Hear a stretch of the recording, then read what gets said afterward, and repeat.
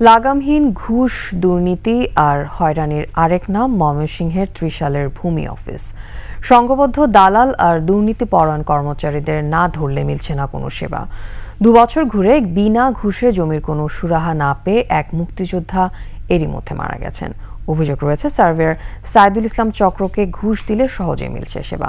ময়মনসিংহ বিভাগীয় প্রতিনিধি Ataur Rahman জুয়েলের তথ্যচিত্রে desk report. ত্রিশালের Bahadurpur মৌজার 27 শতক পৈতৃক জমির নাম খারিজ বাতিল নিয়ে মুক্তিযোদ্ধা শাহাবুদ্দিন ও তার ভাইয়ের মধ্যে মিস কেস চলছিল।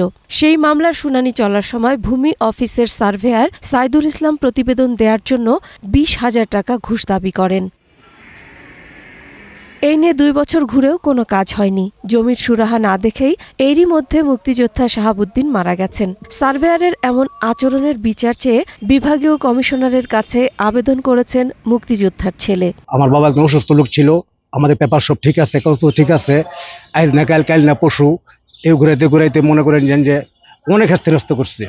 আমাদের 20,000 টাকা দিয়েছে।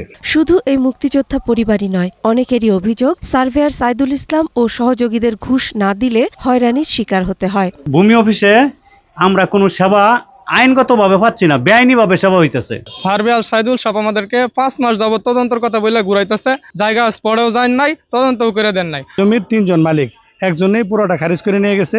এটা নিয়ে আমাদের 2 বছর যাবত মামলা চলতেছে, মিসকেস চলতেছে। 15,000 চাইছে ঘুষ, 5,000 নিচে পায় না। 2 দিন পরে চেক কাটটা যা বাহিনী নিব, চেক কাটটা দিছে না, আমি টাকা দিছি না। কেস চলতেছে 1 বছর ধরে, তার কাছে কাগজ গেছে 5 মাস ধরে ঘুরতেছি আমি।